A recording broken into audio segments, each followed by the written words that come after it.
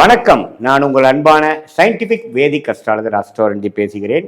நல்லது நினைப்போம், நல்லதே நடக்கும். தொடர்ந்து நம்மளுடைய சேனலில் வரக்கூடிய வீடியோஸ்லாம் பார்த்துட்டு இருப்பீங்க நம்புறேன். சயின்டிபிக் வேதிக் அஸ்ட்ராலஜி முறையில் எந்த விதத்திலும் மிகைப்படுத்தாமல் உள்ளதுள்ளவாறு பார்த்து கொண்டிருக்கிறோம்.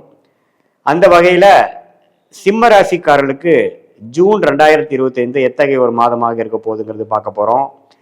எப்படி இந்த ஆண்டு கிரகம் என்று சொல்லப்படுகிற குரு, சனி, ராகு, கேதுகள் இருக்கிறது, அந்த அமைப்புகள் என்ன, சஞ்சாரங்கள் எப்படி போய்கொண்டு இருக்கிறாங்க, அது மூலமாக என்ன பலாபலன்கள் எதிர்பார்க்கலாம், அதுவும் இல்லாமல் மாத கிரகங்கள், அதாவது குறிப்பாக பார்த்தீங்கன்னா சிம்ம ராசியோட அதிபதியே சூரியனே எப்படி இருக்கிறார், புதன், செவ்வாய், சுக்கிரனுங்கிற மாத கிரகங்கள் எப்படி இருக்கிறார்கள், அதை வைத்து நம்ம அந்த சிம்மராசிக்காரர்களுக்கு ஜூன் மாதம் எப்படி இருக்க போகுதுங்கிறது நம்ம பார்க்க போகிறோம். அறிவியல் சார்ந்த முறையில் பார்க்க போகிறோம்.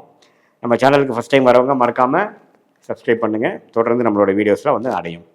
இப்போ பார்த்தீங்கன்னா ஜூன் 2025 எப்படி இருக்கும் போதுன்னு பார்க்கும்பொழுது, ஜூன் மாதம் பிறக்கும் போதே பார்த்தீங்கன்னா மிகப்பெரிய 3 பயிற்சிகள் முடிந்ததுக்கப்புறம் தான் ஜூனே பிறக்குது. அதாவது மார்ச் 29ஆம் தேதி சனி பயிற்சி, மே 14ஆம் தேதி குரு பயிற்சி, மே 19ஆம் தேதி ராகு கேது பயிற்சி முடிவுற்றது. ஸோ இது எல்லாமே பார்த்தீங்கன்னா நல்ல மாற்றத்தை கொடுக்கக்கூடிய ஒரு காலகட்டத்தின் ஸ்டார்டிங் பாயிண்ட், ஆரம்ப காலமாக சிம்மராசிக்காரர்களுக்கு வருகிறது.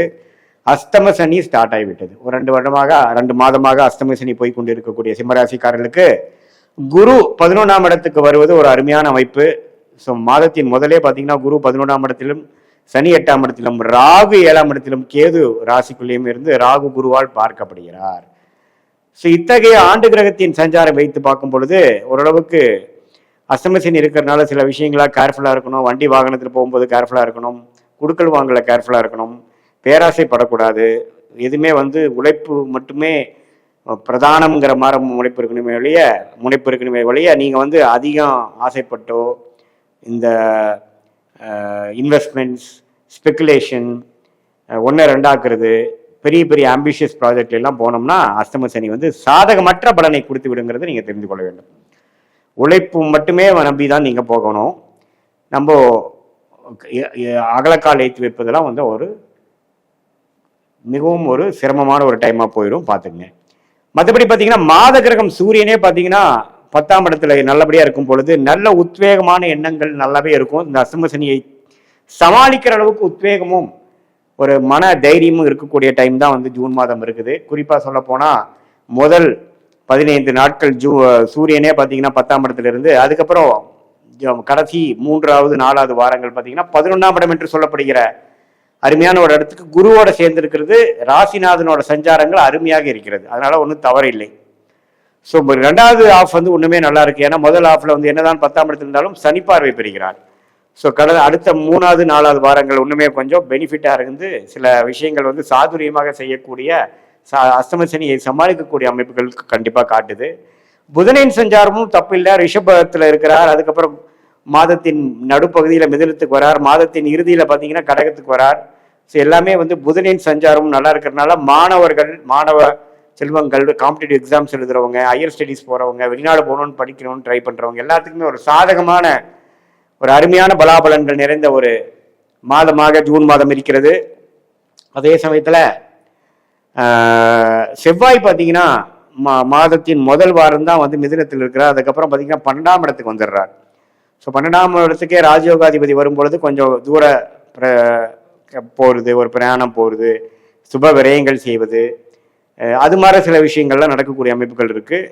பட் என்னதான் இருந்தாலும் குரு 11ஆம் இடத்துல இருந்து 3ஆம் இடத்தை பார்க்குறார்.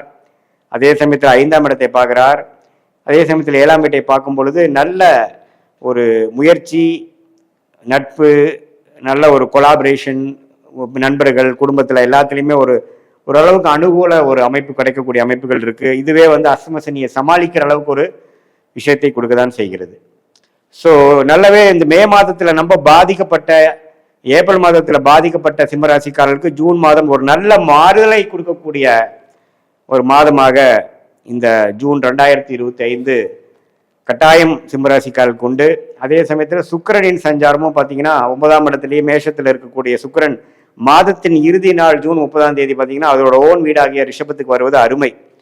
ஸோ சுக்கிரன், புதன், சூரியன், செவ்வாயோட சஞ்சாரங்கள் நன்றாக இருப்பதனால அது குறிப்பாக மாதத்தின் 3வது 4வது மாதங்கள் சூரியனும் புதனும் குருவோட சேர்ந்து 11ஆம் இடங்கிற அருமையான பூர்த்தி லாபஸ்தானத்தில் இருக்கிறதுனால நல்ல யோகங்கள், நல்ல டெக்னிக்கல் விஷயத்தில் இருக்கிறவங்க, சாஃப்ட்வேர், ஐடி, மீடியா துறையில் இருக்கிறவங்களுக்கெல்லாம் நல்ல யோகங்களை கொடுக்கக்கூடிய அஷ்டமணி தாக்கம் வந்து மே மாதம் ஏப்ரல் மாதம் இருந்த ஒரு தாக்கத்தை சற்று மறக்கக்கூடிய அளவுக்கு நல்ல மேன்மையும் புத்துணர்ச்சியும் கிளாரிட்டியும் உத்வேகமும் கொடுக்கக்கூடிய அமைப்பு வந்து குறிப்பாக மாதத்தின் செகண்ட் ஆஃப் ஜூன் மாதத்தில் இருக்குதுங்கிறது நம்ம தெரிஞ்சுக்கணும். பட் என்னதான் இருந்தாலும் அஷ்டமி சனி நடக்கிறதுனால நம்ம அகலக்கால் வைக்கிறது, யோசிக்காம ஒரு விஷயத்துல இறங்குறது, அதிக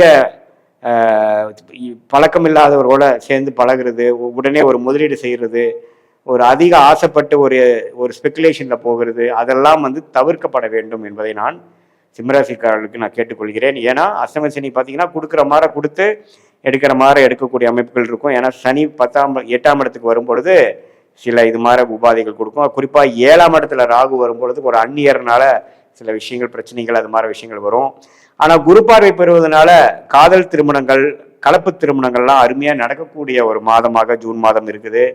இதுவரை வந்து காதல் போயிட்டு இருக்கிறவங்களுக்கு கை கூடவில்லை, கொஞ்சம் பெற்றோர்களின் சம்மதம் கிடைக்கவில்லைங்கிற மாதிரி இருக்கிறவங்களுக்கு பார்த்தீங்கன்னா அருமையான ஒரு பார்வை, குருவின் பார்வை, அது 11ஆம் இடத்துலேருந்து வரக்கூடிய பார்வை வந்து 7ஆம் இடத்துல ராகு பெறும் பொழுது நல்ல அது மாதிரி அந்நியர் மூலமாக வரக்கூடிய நட்பு எல்லாமே கொஞ்சம் அடுத்த லெவலில் போகிறது.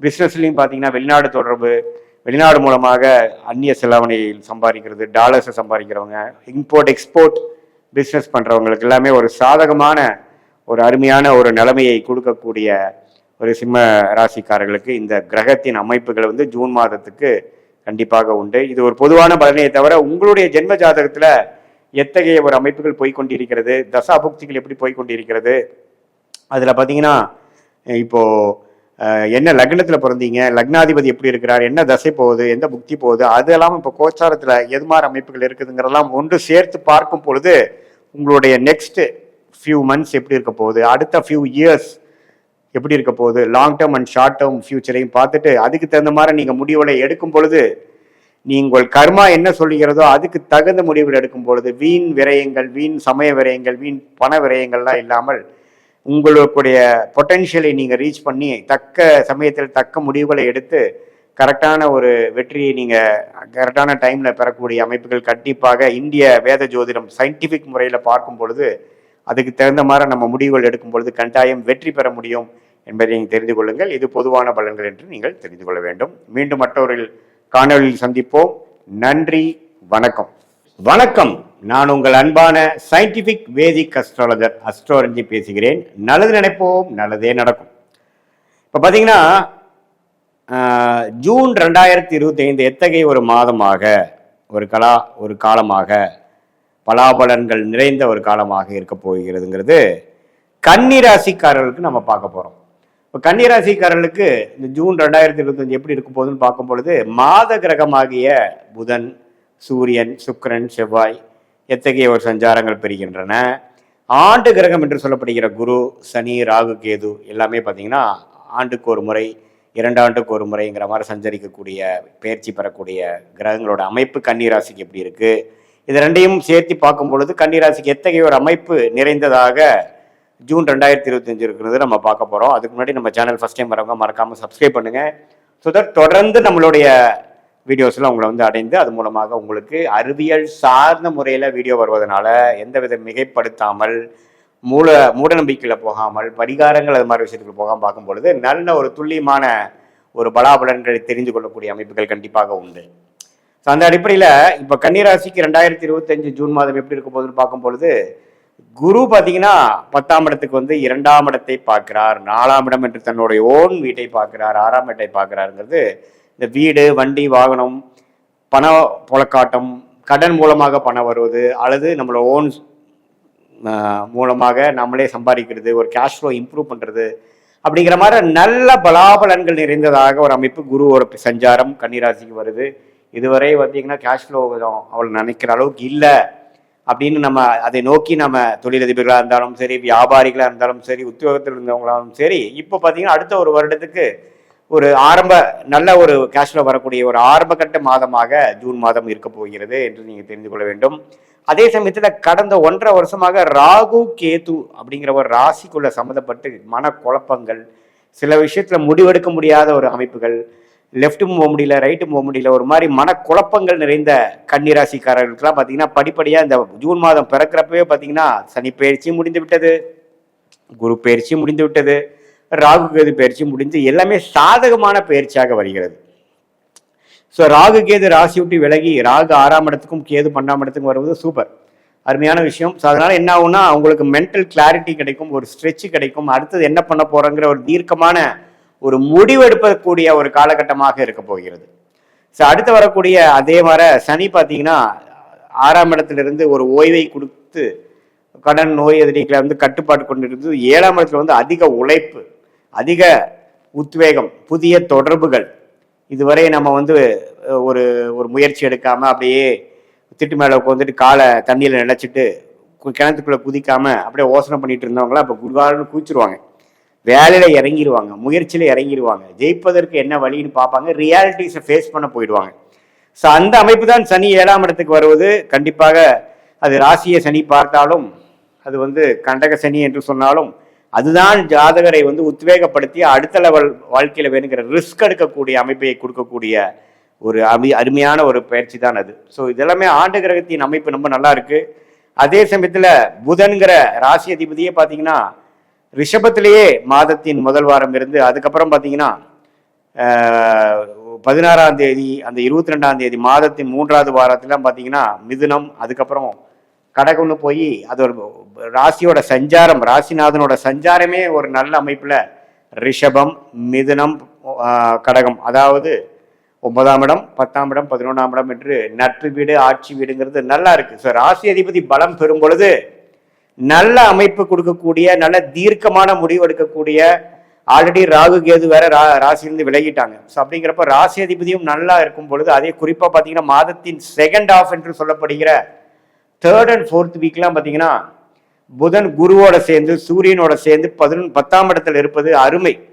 ஸோ நல்ல ஒரு வேலையில தேர்ச்சி, தொழிலில் நல்ல ஒரு முன்னேற்றம், மாணவர்களுக்கு பார்த்தீங்கன்னா நல்லா படிக்கக்கூடிய அமைப்பில் வந்து ஜெயிக்கக்கூடிய அமைப்பு, எல்லா வயதினர்களுக்கும் ஒரு மேலான ஒரு அமைப்பு கொடுக்கக்கூடிய அமைப்பு இருக்கு. ஏன்னா ராசி அதிபதி ஆட்சி பலம் பெறுவதே பெரிய விஷயம், அது குருவோட சேர்ந்து ஆட்சி பலம் பெறுவது, அது சூரியனோட சேர்ந்து இருப்பது அற்புதம். ஸோ இந்த ஜூன் மாதம் பார்த்தீங்கன்னா கன்னிராசிக்காரர்களுக்கு பல மேன்மைகள், கடந்த ஒரு வருடமாக நீங்கள் கஷ்டப்பட்டு முயற்சி செய்து சில பிளான் பண்ணி சில விஷயங்கள் செய்தது என்கிற பலனை அனுபவிக்கக்கூடிய ஒரு அமைப்பு தான் இது. ஸோ இது நல்லா இருக்குங்க. அதே சமயத்தில் பார்த்தீங்கன்னா செவ்வாய் பார்த்தீங்கன்னா மாதத்தின் 2வது வாரமே 10ஆம் இடத்திலிருந்து 11ஆம் இடத்துக்கு வந்து நீச்சம் பெறுவதும் நல்ல ஒரு அமைப்பு தான். அதே சமயத்தில் சுக்கிரனின் ராஜயோகாதிபதி சுக்கிரனின் சஞ்சாரம் பார்த்தீங்கன்னா மேஷத்திலேயே இருந்து மறைமுக இன்கம்மை கொடுத்து மாதத்தின் இறுதியில் பார்த்தீங்கன்னா 9ஆம் இடம் என்று சொல்லப்படுகிறார் ரிஷபத்துக்கே வருவது அருமை. ஸோ சுக்கிரனின் சஞ்சாரம், செவ்வாய், புதன், சூரியனும் பார்த்தீங்கன்னா மாதத்தின் 3rd வீக் ஜூன் 16ஆம் தேதி பார்த்தீங்கன்னா 10ஆம் இடத்துக்கு போய் இருப்பது அருமை. ஸோ மாதம் கிரகத்தின் பயிற்சிகள் அருமையாக இருக்குது, ஆண்டு கிரகத்தின் பயிற்சியும் அருமையாக இருக்கும் பொழுது கன்னிராசிக்காரர்களுக்கு ராகு கேது விளங்குனதும், குரு 2ஆம் இடத்தை பார்ப்பதும், ராசி அதிபதியே வலு பெறுவதும் எல்லாம் பார்க்கும் பொழுது இதுவரை 1.5 வருடமாக சில திட்டங்களை தீட்டி சில முயற்சிகளை எடுப்பவர்களுக்கு கைமேல பலனை கொடுக்கக்கூடிய ஒரு அருமையான ஒரு காலகட்டத்துக்கு மேன்கிற ஒரு முதல் கட்ட ஆரம்ப கட்ட ஒரு மாதமாக ஜூன் 2025 கன்னிராசிக்காரர்களுக்கு இருக்குங்கிறது நீங்க தெரிஞ்சுக்கணும். இது பாத்தீங்கன்னா பொதுவா இந்த மாத கிரகங்கள் ராசி கிரகங்கள் வைத்து பார்க்கக்கூடிய ஒரு பொது பலன் தான். நீங்க உங்களோட ஜென்ம ஜாதகத்துல உங்களுடைய தசாபுக்திகள் எப்படி போய்கொண்டு இருக்கிறது, நீங்க என்ன நேரத்துல எந்த தேதியில பிறந்து எந்த லக்னத்துல பிறந்தீங்க, அந்த லக்னாதிபதி எப்படி இருக்குது, இப்போ என்ன தசைகள் போய்கொண்டு இருக்கிறது, அந்த தசநாதனும் புக்திநாதனும் இப்போ கோச்சாரத்துல நான் சொன்னதுல வந்து எந்த மாதிரி அமைப்புல இருக்கிறாங்கிறதெல்லாம் வைத்து கொண்டுதான் உன்னமே துல்லியமான பலன்கள் அடுத்த 3 மாதங்கள் அடுத்த 6 மாதங்கள் எப்படி இருக்க போகிறது, எது மாதிரி முடிவுகளை எடுக்க வேணும், உங்களோட தனிப்பட்ட கர்மா எப்படி சொல்லுது, உங்களுக்கு சாதகமான கிரகங்கள் என்ன என்ன தசைகள் போய் கொண்டிருக்கிறது, இப்போ அந்த தசநாதன்லாம் கோச்சாரத்தில் எப்படி போகுங்கிறப்போ ஃபியூச்சர் லாங் டேர்ம் ஷார்ட் டேர்ம்லாம் தெரிந்து கொண்டு அதுக்கு தகுந்த மாதிரி உங்களுடைய பிராப்தங்கள் என்ன, எது மாதிரி முடிவுகளை எதில் எடுக்கணும், உங்கள் சாய்ஸை எப்படி நீங்கள் செலக்ட் பண்ணணுங்கிற மாதிரி முடிவுகளை எடுத்து தக்க பலனை நீங்கள் இந்த சயின்டிபிக் வேதிக் அஸ்ட்ராலஜி முறையில் உங்களால் பெற முடியும். அது மூலமாக வாழ்க்கையில் வெற்றி பெற முடியுங்கிறது நீங்கள் தெரிஞ்சு கொள்ளுங்கள். எல்லா ப்ராப்ளத்தையும் நீங்கள் சால்வ் பண்ணி உங்களுடைய கர்மாவை நீங்கள் தெரிந்து அதுக்கு தகுந்த மாதிரி வாழ்க்கை திட்டத்தை நீங்கள் தீட்டுமையானால் அது மாதிரி நீங்கள் பிளான் பண்ணீங்கன்னா கண்டிப்பாக வந்து வாழ்க்கையில் ஜெயிச்சிடலாம். சமய விரயங்கள், வீண் பண விரயங்கள்லாம் தவிர்த்து நம்ம வாழ்க்கையில் வெற்றி பெறலாம்ங்கிறதை தெரிஞ்சுக்கணும். இது ஒரு பொதுவான ஒரு கோச்சார் அமைப்பு பலன் என்று நீங்கள் தெரிந்து கொள்ள வேண்டும். மீண்டும் மற்றொரு காணொலியில் சந்திப்போம். நன்றி, வணக்கம்.